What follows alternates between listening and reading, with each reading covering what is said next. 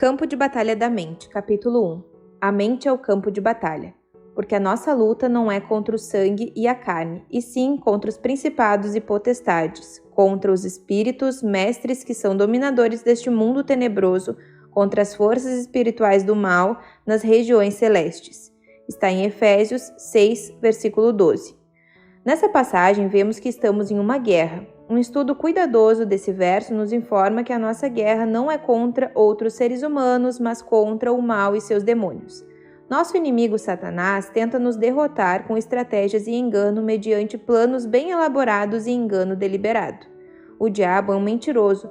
Jesus o chama de o pai das mentiras e de tudo que é falso. Está em João 8, versículo 44. Ele mente para você e para mim.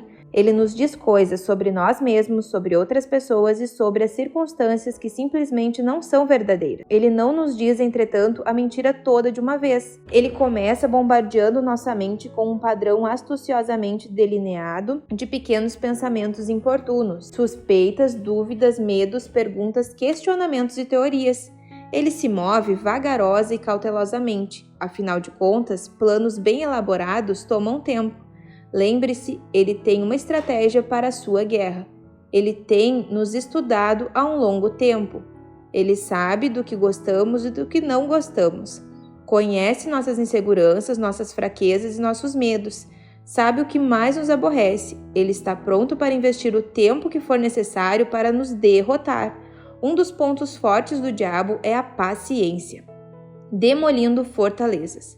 Satanás tenta estabelecer fortalezas em nossa mente, mediante uma estratégia cuidadosa e engano astuto. Uma fortaleza é uma área na qual somos mantidos escravizados, em decorrência de certa forma de pensar. Nessa passagem, o apóstolo Paulo nos diz que temos as armas do que precisamos para dominar as fortalezas de Satanás. Aprenderemos mais sobre essas armas mais tarde, mas agora note que estamos mais uma vez engajados em uma guerra. A guerra espiritual. O verso 5 nos mostra claramente o local da batalha na qual essa guerra é travada. A tradução desse versículo na Bíblia Amplificada diz que devemos tomar nossas armas e refutar os argumentos. O diabo argumenta conosco, oferece-nos teorias e questionamentos.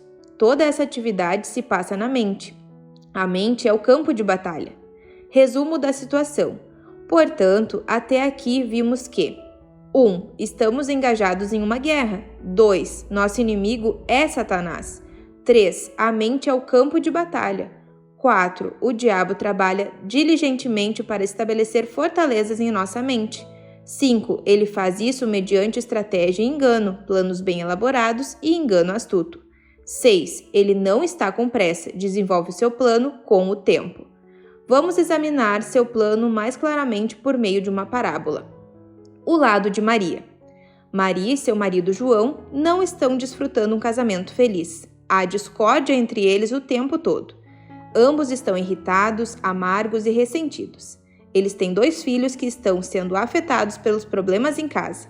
A discórdia está transparecendo nos trabalhos escolares e no comportamento deles. Uma das crianças está tendo problemas de estômago causados pelos nervos.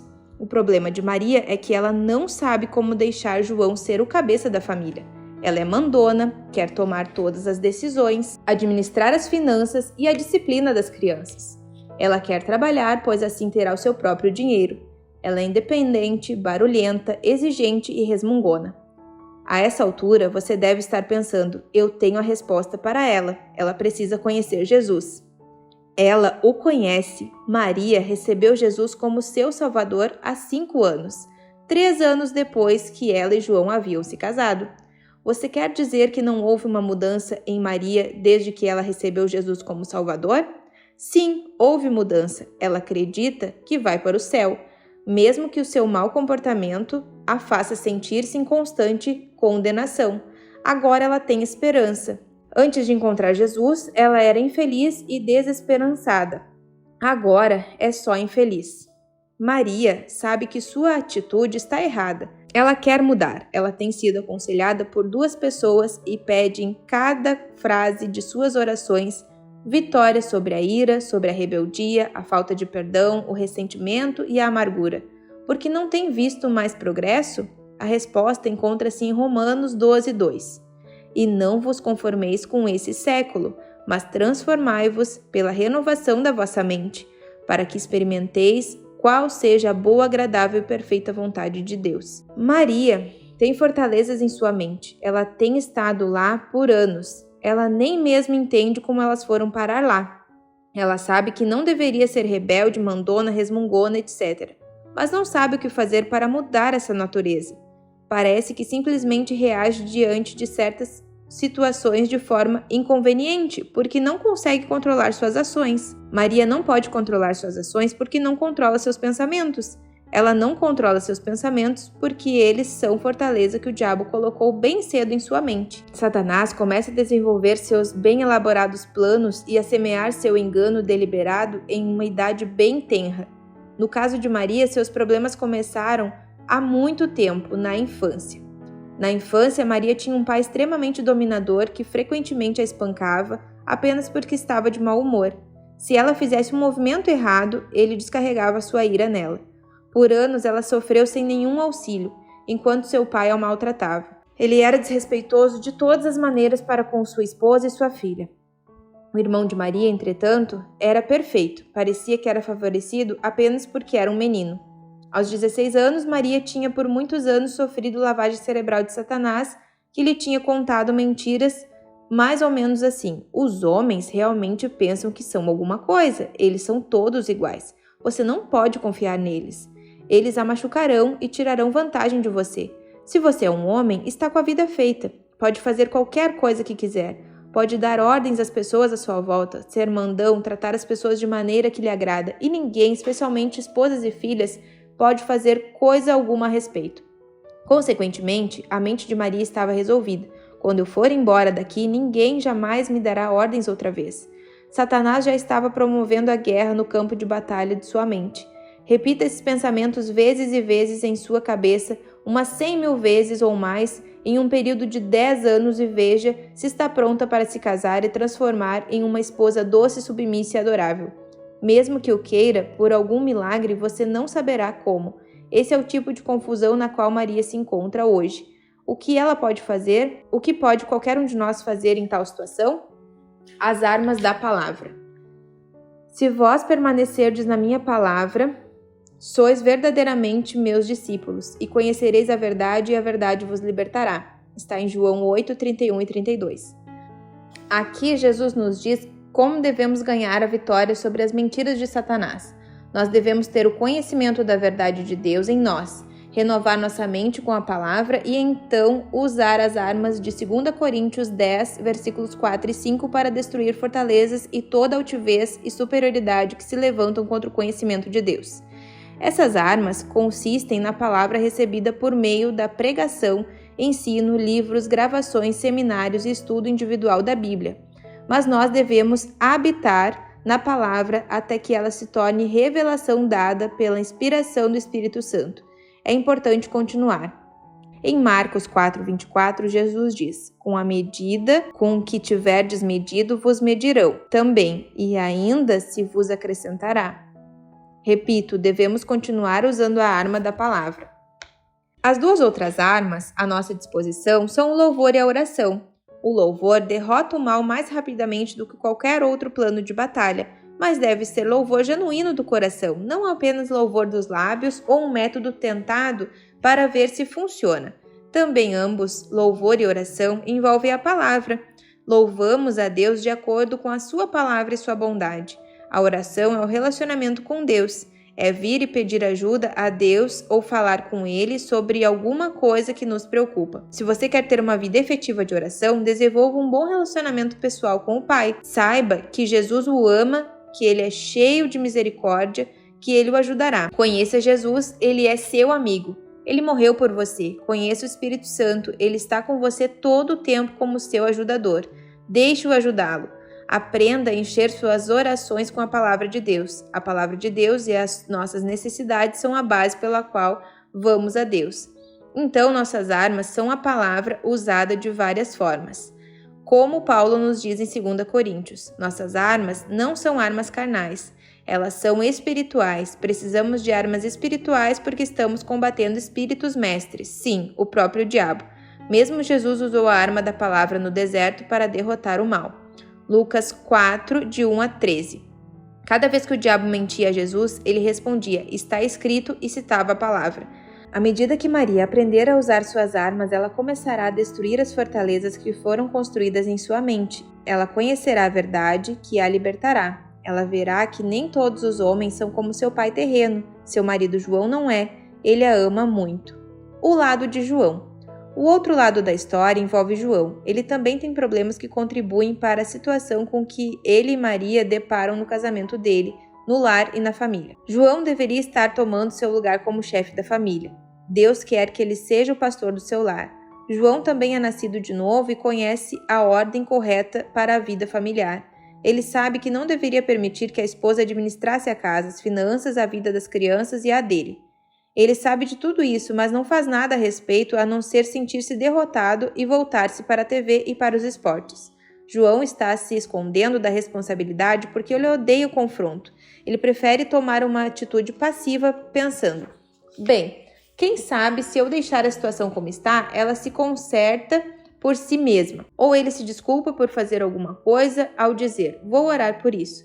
Claro que a oração é uma coisa boa, mas não se for apenas uma maneira de fugir da responsabilidade. Vou esclarecer o que quero dizer quando digo que João deveria assumir a posição que lhe foi dada por Deus em seu lar. Não quero dizer que ele deveria vir como senhor macho, discursando e gritando sobre sua autoridade. Efésios 5:25 ensina que um homem deveria amar sua esposa como Cristo amou a igreja. João precisa assumir sua responsabilidade, pois com a responsabilidade vem a autoridade. Ele deveria ser firme com sua esposa, amoroso, mas firme. Ele deveria assegurar a Maria que, embora ela tenha sido ferida quando criança, à medida que se entregar a Deus, tendo fé nele, ela irá acreditar que nem todos os homens são como seu pai era.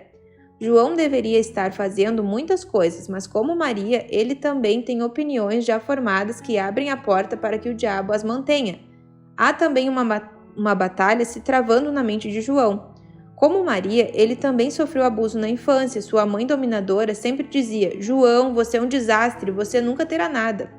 João tentou muito agradar sua mãe, porque ele ansiava por sua aprovação, como todas as crianças. Mas quanto mais tentava, mais erros ele cometia. Ele era desastrado, então sua mãe lhe dizia o tempo todo quão desajeitado ele era. Claro que ele derrubava coisas, porque estava tentando de tal forma agradar que isso o deixava nervoso e assim ele frustrava seu propósito. Ele também experimentou algum tipo de rejeição por parte das crianças de quem desejava ser amigo. Esse tipo de coisa acontece conosco em alguma altura da nossa vida, mas isso arrasava João porque ele já se sentia rejeitado por sua mãe. E ainda havia uma garota de quem ele realmente gostava, no início do seu curso colegial que o trocou por outro garoto. No momento em que todas essas coisas estavam registradas na vida de João, o diabo havia trabalhado nele, construindo fortalezas em sua mente por anos e anos. João simplesmente não teve coragem para ser outra coisa senão alguém quieto, tímido e introvertido. João é uma pessoa apagada que simplesmente prefere não atrair atenções. Por anos ele tem pensamentos em relação a si próprio, mais ou menos assim. Não faz sentido dizer a ninguém o que você pensa, ninguém ouvirá.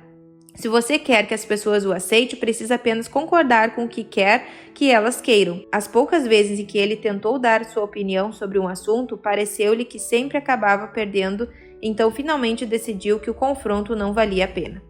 Eu vou perder de qualquer forma no final, ele raciocinava. Então por que começar qualquer coisa? Qual é a resposta? O Espírito do Senhor está sobre mim, pelo que me ungiu para evangelizar os pobres. Enviou-me para proclamar libertação aos cativos e restauração da vista aos cegos, para pôr em liberdade os oprimidos e apregoar o ano aceitável do Senhor. Está em Lucas 4, 18 e 19. Com os problemas conflitantes de João e Maria, não é muito difícil imaginar como é o lar deles. Lembre-se, eu disse que havia muita discórdia nele. Discórdia nem sempre é guerra. Muitas vezes a discórdia é uma propensão oculta de ira no lar que todos sabem que está lá, mas ninguém trata dela. A atmosfera no lar é terrível e o diabo ama isso. O que acontecerá a João e Maria, bem como aos seus filhos? Eles conseguirão? Eles são cristãos. Seria uma vergonha ver o casamento fracassado e a família arruinada. Entretanto, isso é da conta deles. João 8, 31 e 32 será a passagem bíblica chave na decisão deles. Se eles continuarem a estudar a palavra de Deus, conhecerão a verdade e, agindo na verdade, ela os tornará livres. Mas eles devem encarar a verdade sobre eles mesmos e sobre o passado deles à medida que Deus a revela a eles. A verdade é sempre revelada por meio da palavra, mas tristemente as pessoas nem sempre a aceitam. É um penoso processo encarar nossas falhas e lidar com elas. De forma geral, as pessoas justificam o mau comportamento. Elas permitem que seu passado e o modo como elas foram criadas lhe afetem negativamente o resto da vida. Nosso passado pode explicar por que nós estamos sofrendo, mas não devemos usá-lo como desculpa para permanecermos escravos dele. Ninguém tem desculpa, porque Jesus está sempre pronto a cumprir sua promessa de libertar os cativos. Ele nos conduzirá à linha de chegada da vitória em qualquer área se estivermos prontos para caminhar toda a estrada com ele. A saída. Espero que você veja nesse exemplo de parábola como Satanás toma nossas circunstâncias e constrói fortalezas em nossa vida, como ele trava a guerra no campo de batalha da mente. Mas graças a Deus nós temos armas para destruir as fortalezas. Deus não nos abandona e nem nos deixa desamparados. A primeira carta aos Coríntios, 10, versículo 13, nos promete que Deus não permitirá que sejamos tentados além do que nós podemos suportar. Mas com cada tentação ele também providenciará a saída, o escape. Qualquer um de nós pode ser Maria ou João. Estou certa de que a maioria de nós de alguma forma se identifica com o cenário. Seus problemas são internos, em seus pensamentos e em suas atitudes. Seu comportamento externo é apenas um resultado de sua vida interior. Satanás sabe bem que se ele puder controlar nossos pensamentos, ele poderá controlar nossas ações. Você pode ter algumas importantes fortalezas em sua vida que precisam ser quebradas. Deixe-me encorajá-lo dizendo: Deus está do seu lado. Há uma guerra se desenrolando e sua mente é o campo de batalha. Mas a boa notícia é que Deus está lutando do seu lado.